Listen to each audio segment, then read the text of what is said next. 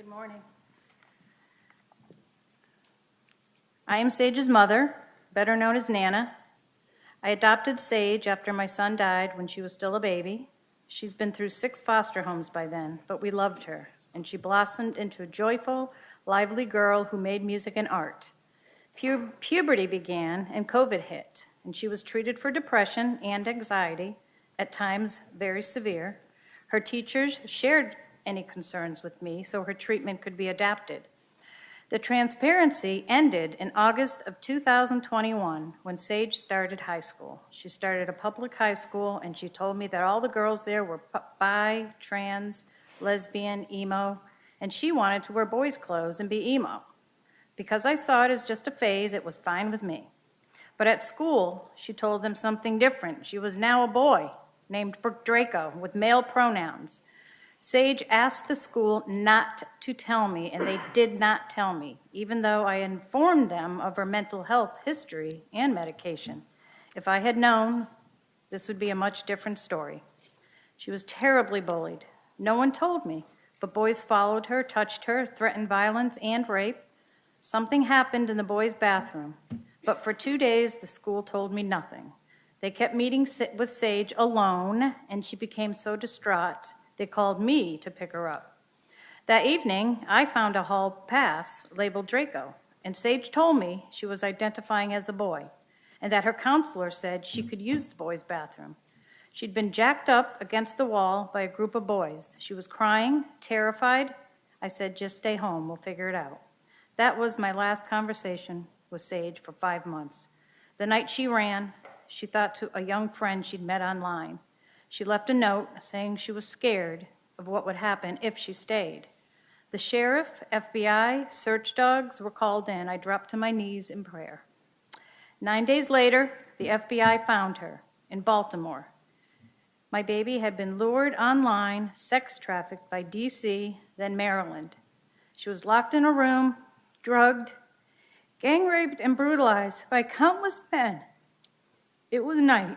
The FBI told us to pick her up in Maryland the next morning. We packed our cars with blankets and stuffed animals and arrived by 8 a.m. But we were told we couldn't see her and were summoned before Judge Robert Kershaw late that afternoon. They didn't even tell Sage that we came for her. We finally entered the courtroom, and Sage appears on a huge Zoom screen from a prison cell. She looks tiny and broken, and I cry out, "I love you, Sage." Sage responds, "I love you too, Nana." But attorney Anissa Khan rebukes us. She is a he, and his name is Draco, not Sage. We were floored. What? Khan accuses us of emotional and physical abuse, that we are misgendering her. Even though we just learned she claims to be trans and we're willing to use any name and pronouns to bring her home.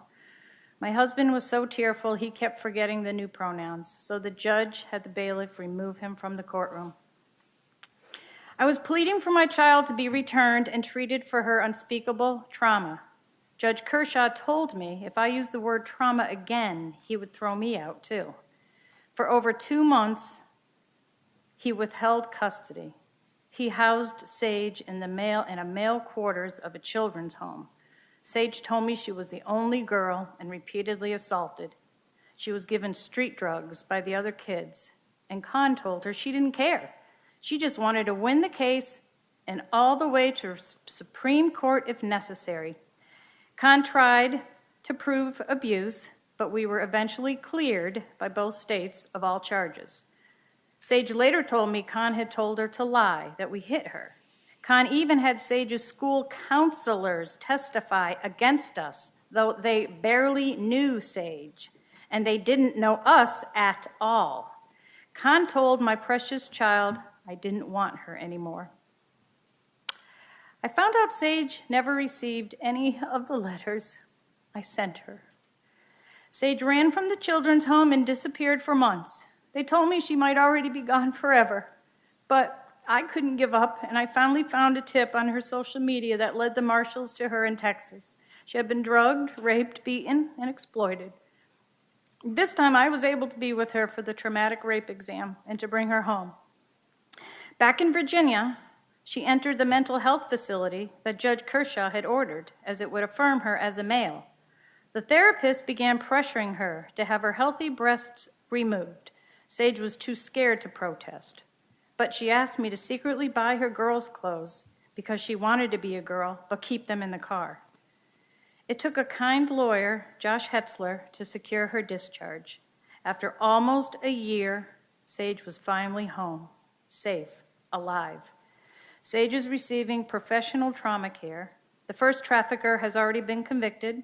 Sage has nightmares, panic attacks, rape-related medical issues, but there's hope. I told her she's not broken, she's just scarred. And part of that hope is that in courageously sharing her story, others will be saved. Sage said she doesn't know who she was back then. She wasn't a boy. She just wanted to have friends. But her school, the judge, the attorney, and the doctor were all blinded by their ideology.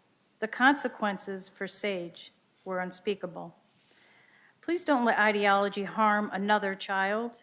Let parents do our jobs. We know our children best, and we love them 1,000,000 times more. Thank you. Thank you, ma'am.